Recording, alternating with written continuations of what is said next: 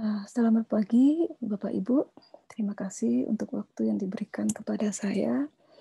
Izinkan saya untuk memberikan ringkasan atas pemaparan materi pelatihan oleh Dr. Syihabuddin Said, MSI, pada pelatihan pekerti Untirta yang dilaksanakan pada tanggal 40 sampai 20 Juni 2022. Materi ini telah dipaparkan oleh Dr. Syihabuddin Said MSI pada hari Rabu tanggal 15 Juni 2022. Perkenalkan, saya bernama Dewi Nuryanti S. Hum M. Hum dengan nomor induk dosen nasional 0315127901, dan saat ini ingin meringkas pemaparan dengan judul Strategi Pembelajaran dan Motivasi Belajar. Pertama-tama kita awali dengan apa sih sebenarnya yang dikatakan sebagai strategi tersebut? Apa sih yang dimaksud dengan beberapa istilah-istilah yang kita bicarakan pada hari ini? Bicara tentang definisi, maka kita lihat dari unsur pertama pada topik hari ini, yaitu strategi. Definisi dari strategi adalah pendekatan suatu keseluruhan yang berkaitan dengan pelaksanaan gagasan, perencanaan, dan eksekusi sebuah aktivitas dalam kurun waktu tertentu. Sementara pembelajaran adalah proses interaksi antar mahasiswa dengan dosen, antara peserta didik dengan pendidik, dan sumber belajar pada suatu lingkungan belajar. Dari pasal 1 ayat 12 Undang-Undang Nomor 12 Tahun 2012.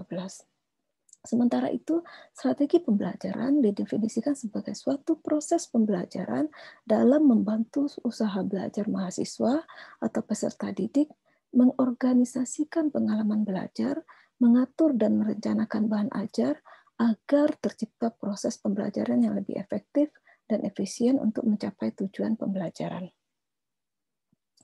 Sehingga dengan demikian kita dapat merumuskan tujuan strategi pembelajaran tersebut. Yaitu yang pertama, kita ingin memberikan rumusan acuan kegiatan pembelajaran. Kedua, mencapai tujuan pembelajaran. Ketiga, menarik minat belajar peserta didik.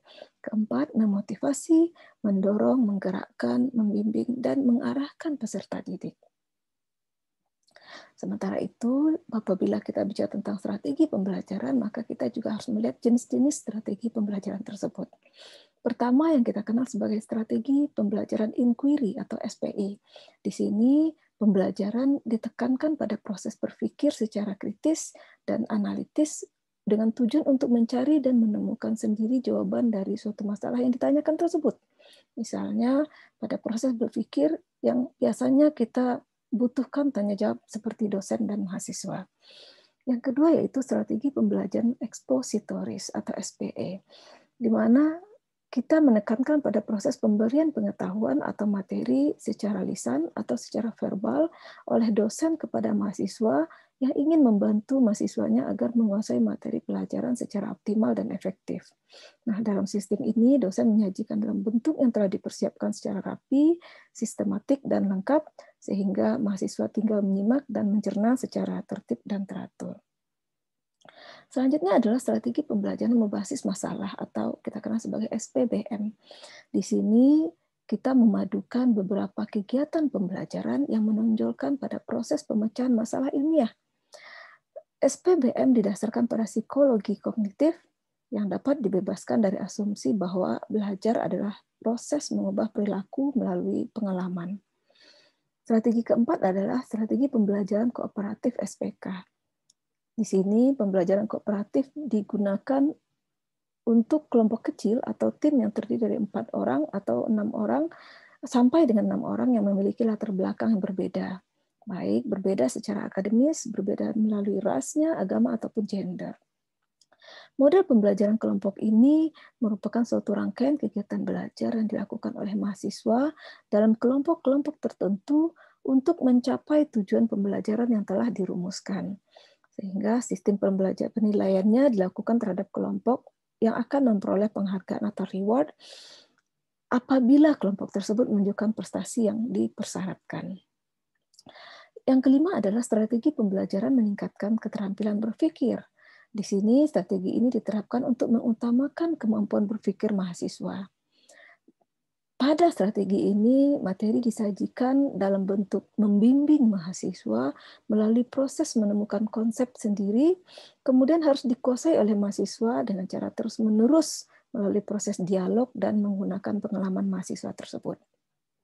Sehingga untuk mencapai strategi itu, maka diterapkanlah oleh para dosen pentingnya pihak lembaga pendidikan meningkatkan sarana dan prasarana yang ada di sekolah seperti perpustakaan, renovasi kelas, ataupun memberikan pelatihan kepada dosen dan pendidik. Nah, dengan demikian kita pun harus mengetahui apa sih karakteristik proses pembelajaran tersebut. Karakteristiknya adalah harus interaktif, inspiratif, menyenangkan, menantang, memotivasi peserta didik untuk aktif dan memberikan ruangan yang cukup bagi prakarsa, kreativitas, kemandirian sesuai dengan bakat, minat, dan perkembangan fisik serta psikologis peserta didik.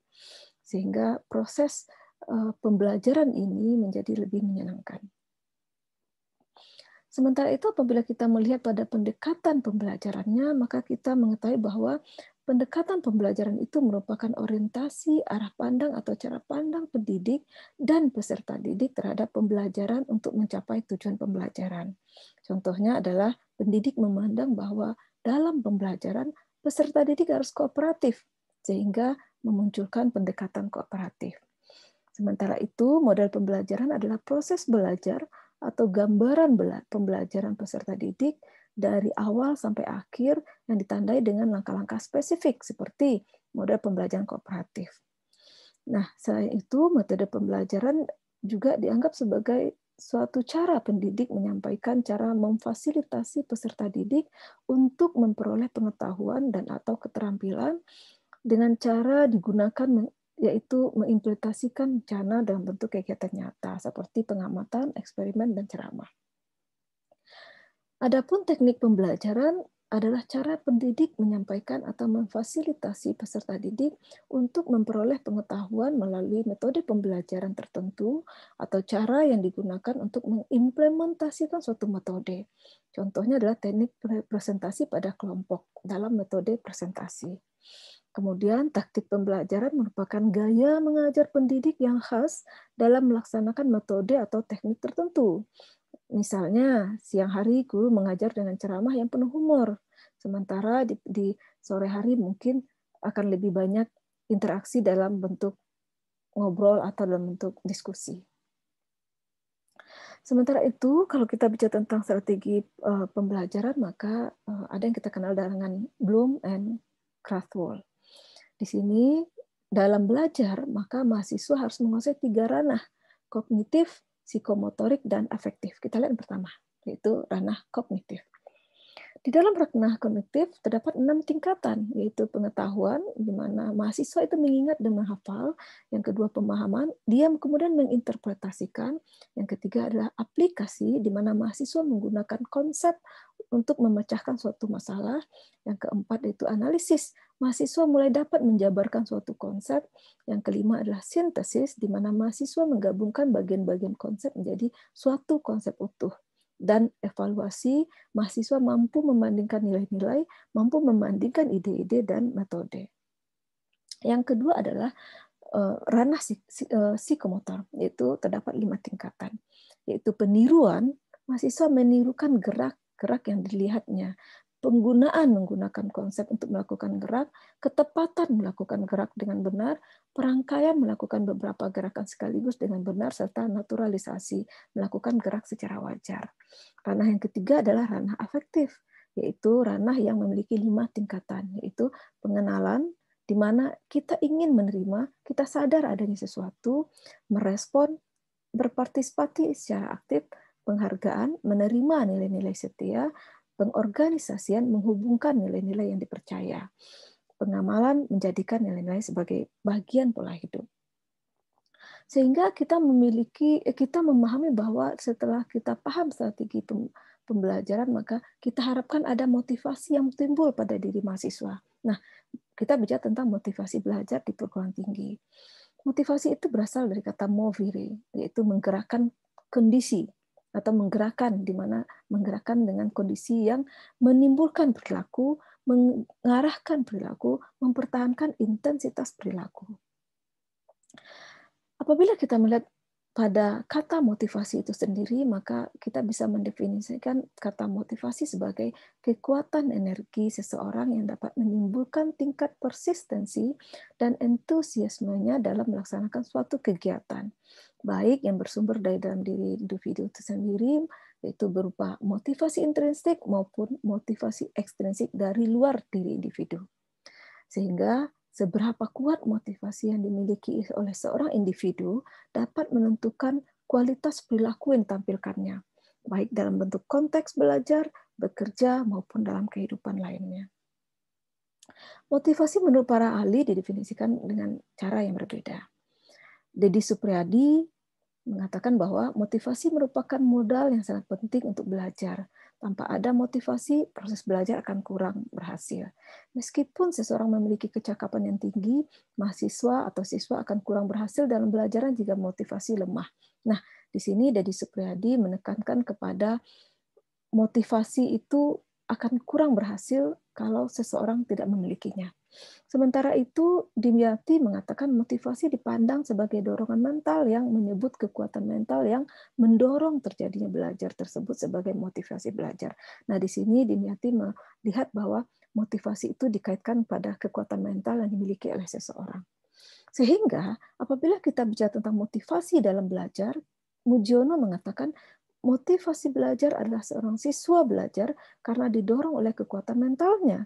Artinya kekuatan mental itu berupa keinginan, perhatian, kemauan, atau cita-cita. Nah, biasanya cita-citalah yang menyebabkan motivasi belajar seorang siswa itu atau seorang mahasiswa menjadi sangat tinggi. Apabila kita lihat pada ciri-ciri motivasi belajar, maka Sardiman mengatakan seperti ini. Ciri-ciri motivasi itu terbagi atas beberapa, yaitu tekun menghadapi tugas. Di sini, dengan adanya motivasi, seseorang dapat bekerja terus-menerus dalam waktu yang lama, dia tidak pernah berhenti sebelum selesai. Ulet menghadapi kesulitan sehingga dia tidak lekas putus asa. Dia tidak memerlukan dorongan dari luar untuk berprestasi sebaik mungkin, karena dia tidak cepat puas dengan prestasi yang telah dicapainya. Ketiga, menunjukkan minat terhadap bermacam-macam masalah untuk orang dewasa. Selanjutnya, lebih senang bekerja mandiri. Karena apa? Karena dia memiliki motivasi pada diri sendiri sehingga dia tahu tujuan yang akan dicapainya.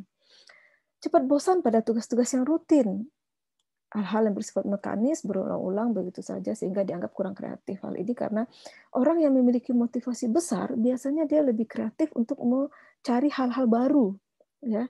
Kemudian dapat mempertahankan pendapatnya. Mengapa seperti itu? Karena seseorang yang memiliki motivasi belajar tinggi, dia akan mencari banyak sumber sehingga dia yakin akan sesuatu. Dan dia tidak mudah melepaskan hal yang diyakininya itu. Kemudian motivasinya tinggi karena dia senang mencari dan memecahkan masalah. Baik Bapak Ibu, demikian dulu ringkasan yang saya kerjakan, yang saya buat atas pemaparan materi yang berkaitan tentang strategi pembelajaran. Sebelum saya tutup, saya mengucapkan terima kasih kepada Universitas Tirta Ageng Tirtayasa Serang, Banten yang telah memfasilitasi pelatihan pekerti pada bulan Juni ini. Terima kasih. Assalamualaikum warahmatullahi wabarakatuh. Selamat siang. Salam sejahtera semuanya.